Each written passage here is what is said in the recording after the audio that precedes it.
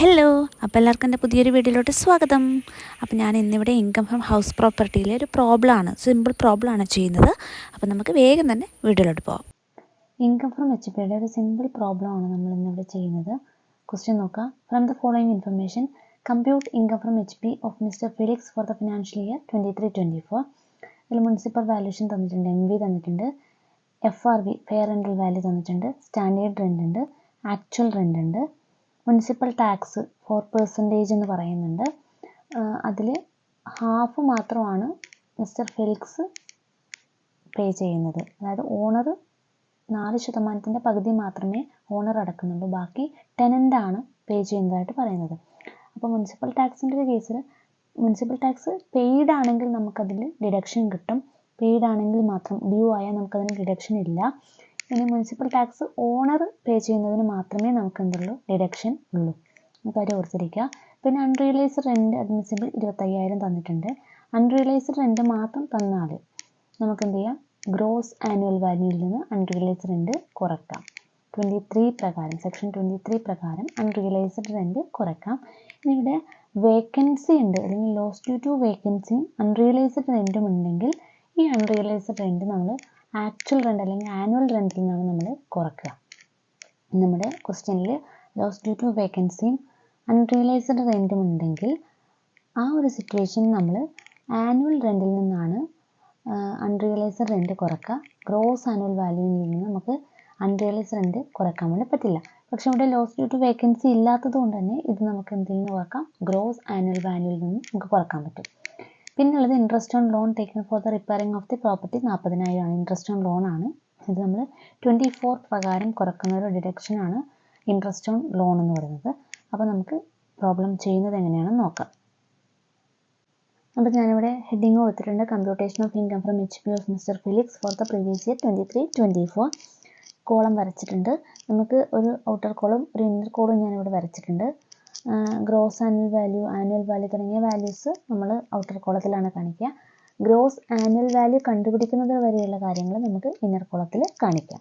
അപ്പോൾ നമുക്കറിയാം, ഫസ്റ്റ് തന്നെ നമ്മൾ കണ്ടുപിടിക്കേണ്ടത് റീസണബിൾ റെൻ്റ് ആണ്. റീസണബിൾ റെൻ്റ് കാണുന്നത് higher of MV or FRV subject to standard rent ആണ്. അപ്പോൾ അത് നമ്മളിവിടെ എഴുതുകയാണ്, higher of MV or FRV subject to standard rent. ഇത് നമുക്കറിയാം എങ്ങനെയാണ് ചെയ്യാമെന്ന്. ആദ്യം MV അല്ലെങ്കിൽ മുനിസിപ്പൽ വാല്യുവേഷൻ. MV ക്വസ്റ്റ്യനിൽ തന്നിട്ടുണ്ട് 1,50,000 ആണ് MV. ഇനി FRV ഫെയർ റെൻ്റൽ വാല്യൂ, അത് നമുക്ക് ക്വസ്റ്റ്യനിലുണ്ട് 1,80,000.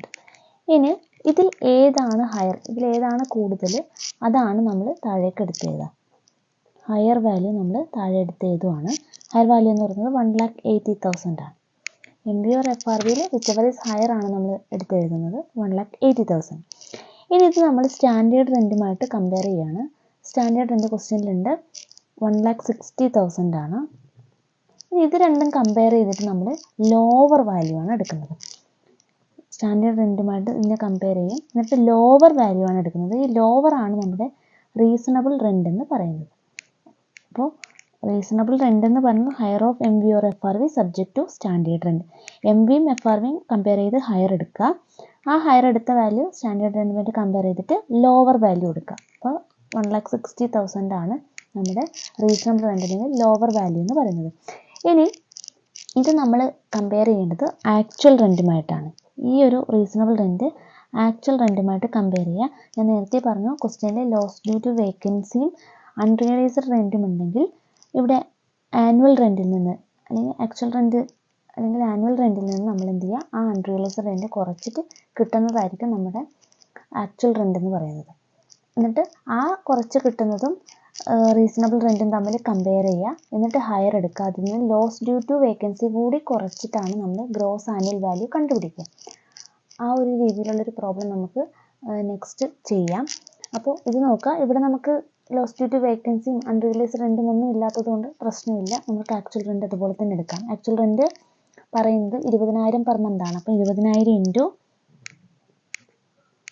12 ചെയ്യാം. 20,000 ഇൻറ്റു 12 2,40,000 കിട്ടും. ഇതിൽ നമ്മൾ റീസണബിൾ റെൻറ്റും ആക്ച്വൽ റെൻറ്റും കമ്പയർ ചെയ്യുക. ഹയർ ആണ് എടുക്കേണ്ടത്. ഹയർ എന്ന് പറയുമ്പോൾ 2,40,000 2,40,000 ആണ്. ഈ ഹയർ ആണ് നമ്മുടെ GAV അല്ലെങ്കിൽ ഗ്രോസ് ആനുവൽ വാല്യൂ എന്ന് പറയുന്നത്. ഈ ഹയർ വാല്യൂ ആണ്. ഓക്കെ, അപ്പോൾ ഇത്ര വരെ നമ്മൾ കൃത്യമായിട്ട് പഠിക്കുക. ഗ്രോസ് ആനുവൽ വാല്യൂ കാണാൻ MVയും FRVയും കമ്പയർ ചെയ്യുക, ഹയർ എടുക്കുക. ആ ഹയർ എടുത്ത വാല്യൂ സ്റ്റാൻഡേർഡ് റെൻറ്റും കമ്പയർ ചെയ്യുക, ലോവർ എടുക്കുക. ലോവർ ആണ് റീസണബിൾ റെൻ്റ് എന്ന് പറയുന്നത്. ഈ റീസണബിൾ റെൻറ്റും ആക്ച്വൽ റെൻറ്റും തമ്മിൽ കമ്പയർ ചെയ്യുക, ഹയർ എടുക്കുക. അപ്പോൾ ഹയർ ആണ് ഗ്രോസ് ആനുവൽ വാല്യൂ. ഇത് നമുക്ക് ഔട്ടർ കോളത്തിലോട്ട് കാണിക്കാം. ഗ്രോസ് ആനുവൽ വാല്യൂ ഔട്ടർ കോളത്തിലോട്ട് കാണിക്കാം.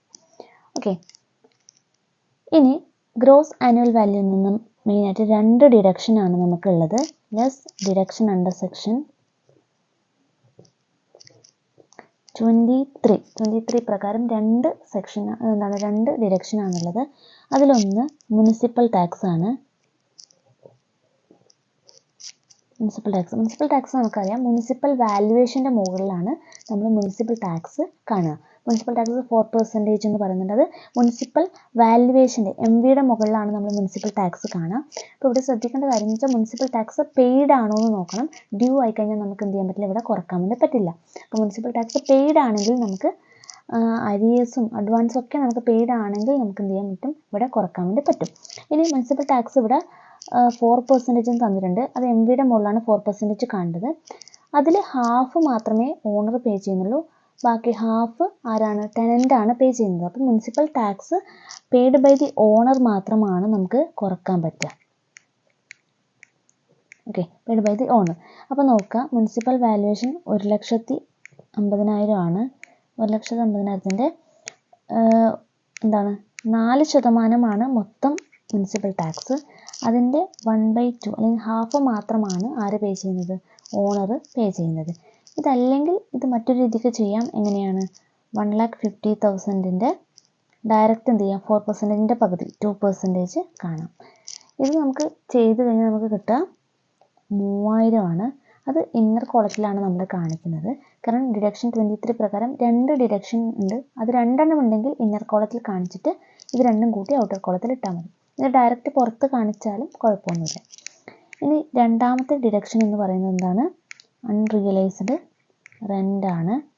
അൺറിയലൈസ്ഡ് റെൻ്റ് എന്ന് പറയുമ്പോൾ നമുക്ക് ക്വസ്റ്റ്യൻ ഉണ്ട്, എത്രയാണ്, 25,000. അപ്പോൾ ഇതാണ് 23 പ്രകാരമുള്ള 2 ഡിഡക്ഷൻ. ഇനി ഇത് രണ്ടും ആഡ് ചെയ്യുക, 28,000 ആണ് വരിക. ഇത് എന്ത് ചെയ്യുക, ഗ്രോസ് ആനുവൽ വാല്യൂയിൽ നിന്ന് ഈ 23 പ്രകാരമുള്ള 2 ഡിഡക്ഷൻ കുറക്കാം. അപ്പോൾ കിട്ടുന്നതാണ് നമ്മുടെ ആനുവൽ വാല്യൂ എന്ന് പറയുന്നത്. ആനുവൽ വാല്യൂ 2,12,000 ആണ് നമ്മുടെ ആനുവൽ വാല്യൂ. 2,12,000 ആണ് നമ്മുടെ ആനുവൽ വാല്യൂ എന്ന് പറയുന്നത്. ഇനി ആനുവൽ വാല്യൂ നിന്ന് മെയിനായിട്ട് 2 ഡിഡക്ഷൻ ആണ് നമുക്കുള്ളത്. ഡിഡക്ഷൻ അണ്ടർ സെക്ഷൻ 24 പ്രകാരം 2 ഡിഡക്ഷൻ. ഒന്ന് സ്റ്റാൻഡേർഡ് ഡിഡക്ഷൻ ആണ്. സ്റ്റാൻഡേർഡ് ഡിഡക്ഷൻ നമുക്കറിയാം 30% ഓഫ് ആനുവൽ വാല്യൂ ആണ് സ്റ്റാൻഡേർഡ് ഡിഡക്ഷൻ. അതായത് ഈ കിട്ടിയ 2,12,000-ൻ്റെ 30% ഈ 2,12,000 നമ്മൾ കുറക്കുന്നു. 2,12,000-ൻ്റെ 30%. ഇത് എല്ലാ ക്വസ്റ്റ്യനും നമ്മൾ 30% ഓഫ് ആനുവൽ വാല്യൂ ആണ് നമ്മൾ സ്റ്റാൻഡേർഡ് ഡിഡക്ഷനായിട്ട് കൊടുക്കേണ്ടത്. ഇത് ലെറ്റ് ഔട്ടിൻ്റെ കേസിൽ നമ്മൾ ക്വസ്റ്റ്യനിൽ പറയില്ല, എങ്കിൽ പോലും നമ്മൾ എന്ത് ചെയ്യണം, സ്റ്റാൻഡേർഡ് ഡിഡക്ഷൻ കൊടുക്കണം. സെൽഫ് ഒക്കുപ്പൈഡിന് നമുക്ക് സ്റ്റാൻഡേർഡ് ഡിഡക്ഷൻ ഇല്ല. സെൽഫ് ഒക്കുപ്പൈഡ് നമുക്കറിയാം ആനുവൽ വാല്യൂ മുതലാണ് തുടങ്ങുന്നത് തന്നെ. അതിൽ സ്റ്റാൻഡേർഡ് ഡിഡക്ഷൻ കുറക്കണ്ട. അതിൽ ഇൻട്രസ്റ്റ് ഓൺ ലോൺ മാത്രമേ സെൽഫ് ഒക്കുപ്പൈഡ് ഉണ്ടാവൂ.